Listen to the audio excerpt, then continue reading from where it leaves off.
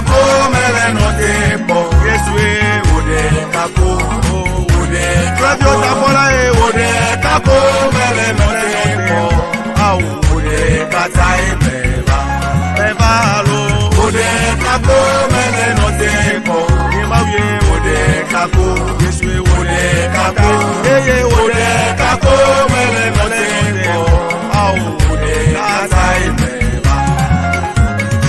Kame asulo mele no tempo, kame asulo, kame atae, kame asulo mele no tempo, kame asulo meba, kame asulo mele no tempo, Yesu, kame asulo, awo, kame yodoe, kame asulo mele no tempo, awo, kame atae meba lo.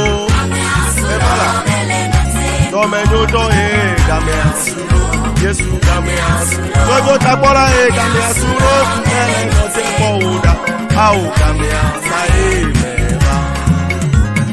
Come asulo mele no te po. Come asulo. Come asulo.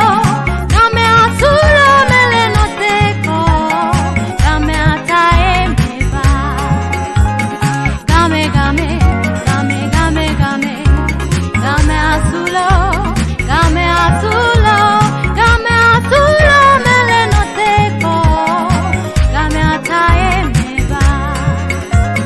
Game asulo mele no tepo, au game asulo, Yesu game atae. Game asulo mele no tepo, game atae meba. Game asulo mele no tepo. Kame asulo mele no tempo, kame ataye meba. Kame asulo mele no tempo, Yeswe, Yesu tapola e, kame dodo e, kame ataye mele no tempo, au kame ataye meba. Yeah, meba lo, kame asulo mele no tempo, Yeswe,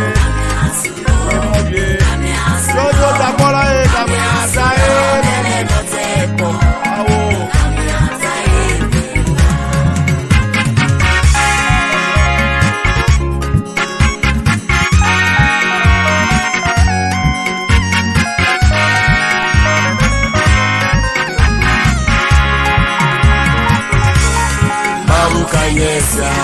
Maukanyesa, yemekoto biko. Maukanyesa, elebolo. Maukanyesa, yemekoto biko. Elololo. Maukanyesa, elololo. Maukanyesa, yemekoto biko. Maukanyesa, elololo. Maukanyesa, yemekoto biko. Maukanyesa, elololo. Maukanyesa, yemekoto biko. Maukanyesa, elololo. Maukanyesa,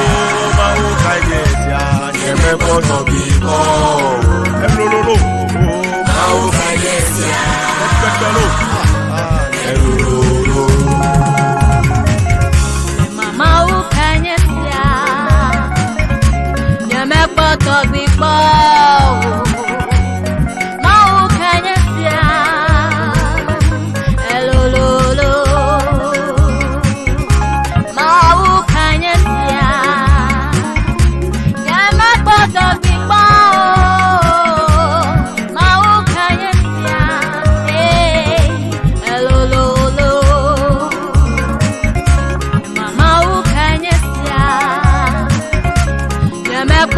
Big boy.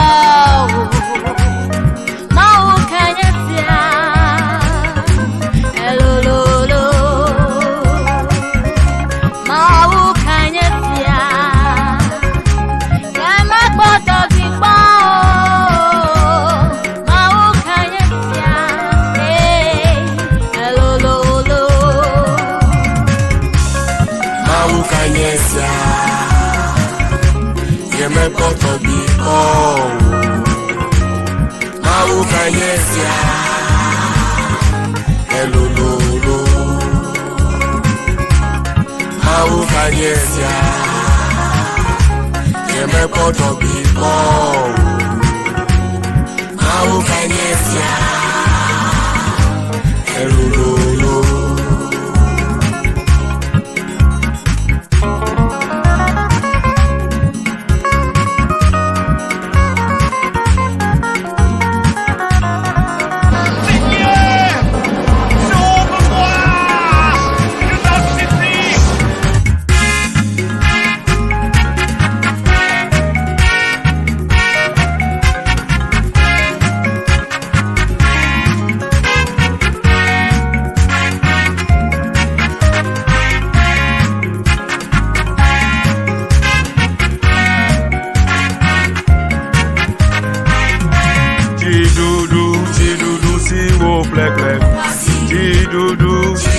Jidudu lida owesi yesulane Nsao katawana amesi dwangude penyalanu Esi yesulane Nsao katawana amesi dwangude penyalanu Jidudu siwo plekle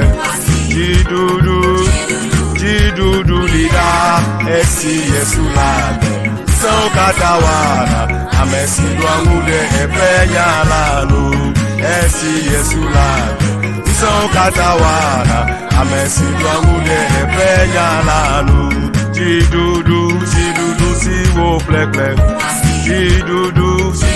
Jidudu lida owesi yesulane Nsao katawana amesi dwangude penyalanu esi yesulane Nsao katawana amesi dwangude penyalanu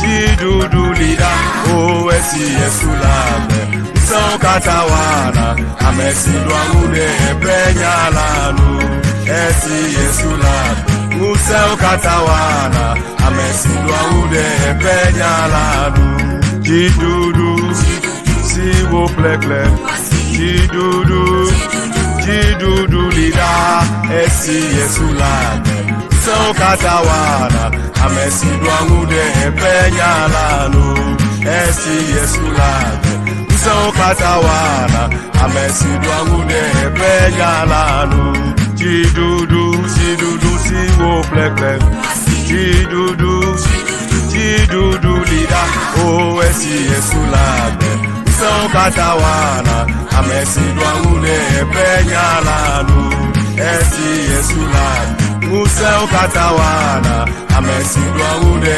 penyalanu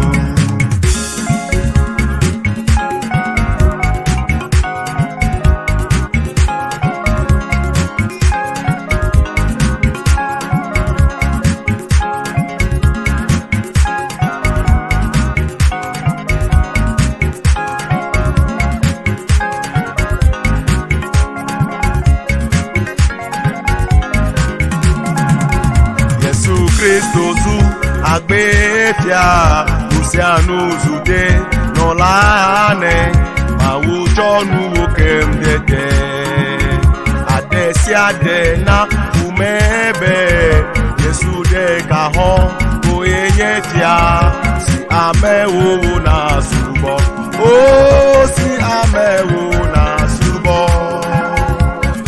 Kristo zu agbefia Luciano zude nolane mawujonu okemdede adesiade na umebe Yesu de kaho oyenyefia si amewo na subo subo Yesu Kristo zu agbefia Luciano zude nolane mawujonu Esiadena umebe Yesu de kaho koenyetia si amewo na subo oh si amewo na subo Yesu Kristo su abefia Misianu su tenolane Mauchonu okimlezi Adesiadena umebe Yesu de kaho kwenyefia Si amewo na subo Si amewo na subo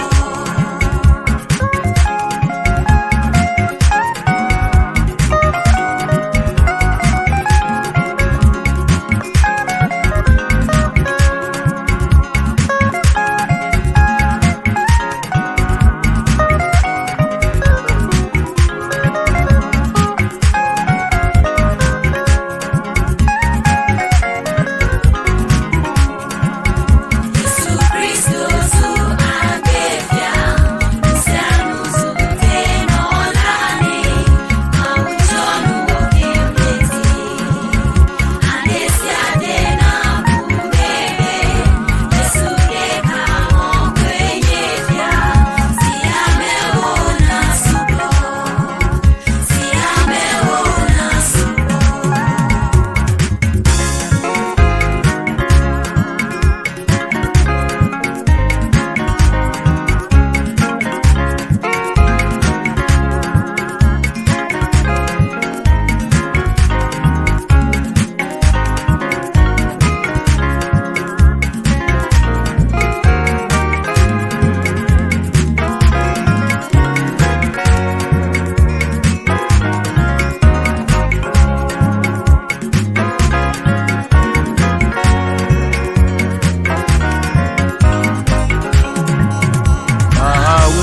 Kujinye ele wodo menyunyu Esia enye nyanywe esia kimwa pakona Ye maboku pepe ye alo nyatutuo Yesu edeko madomlibe e maudo kujinye o deko madomlibe e maudo kujinye Maudon kujinye lewo domenyonyo Esia enye nyanywi Siate wapakona Ye mabofu pepe Alo ya kamewo Deko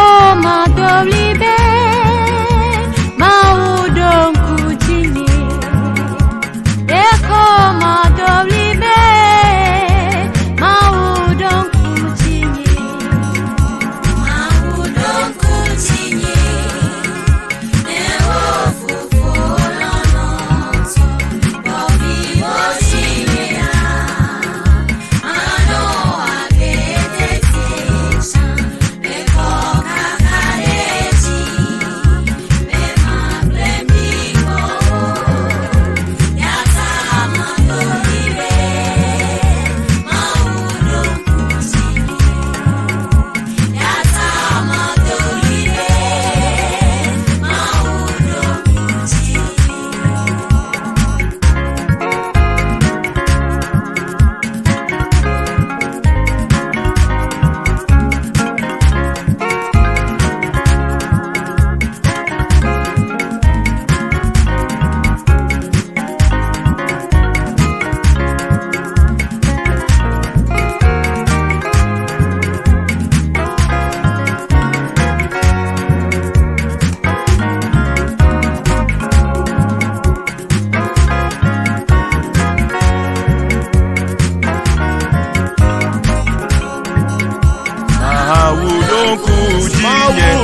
ele wodo menyunyu Esia enye nyanywe esia kimwa pakona Ye maboku pepe ye alo nyatutuo Yesu edeko mado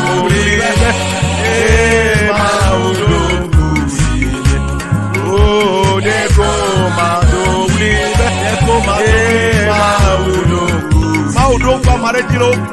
Maudoku jinye. Eyo la poti damro. Do menyonyo. Basereka yenyonya. Yesia enye nyanywe. Adole fuwa meya ome. Sia konumblanu. Mabofu pepe. Konumblanu. Arunyatu. Eko madolibe. Maudoku jinye. Eko madolibe. Maudoku jinye.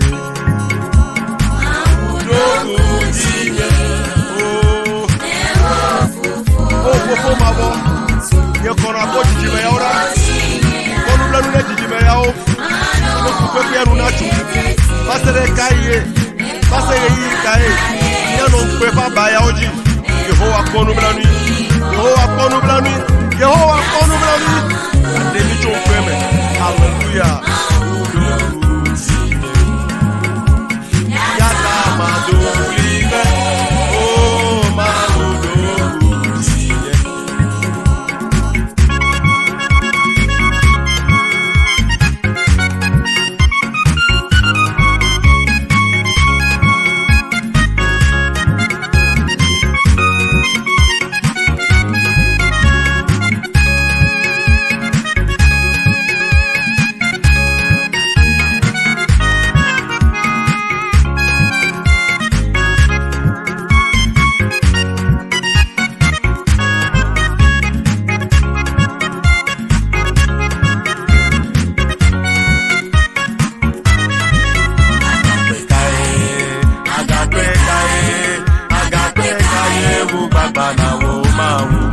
Agape kaye, oh agape kaye, wo baba na wo ma. Nemiedo akawo me, nemiegede fuwa me wo me. Agape kaye, agape kaye, wo baba na wo ma. Agape kaye, kaprae agape kaye, wo baba na wo ma. Nemiedo kakawo me, nemiegede tetekpo wo me. Agape kae, dolele kae, furena me kae, uchocho na wo ma. Agape kae, ubaba na wo ma. Nemiedo kakawo me, nemiegede tetekpo wo me. Agape kaye, ubaba na wo ma. Agape kaye, ubaba na wo ma. Agape kaye, ubaba na wo ma. Agape kaye, ubaba na wo ma. Agape kaye,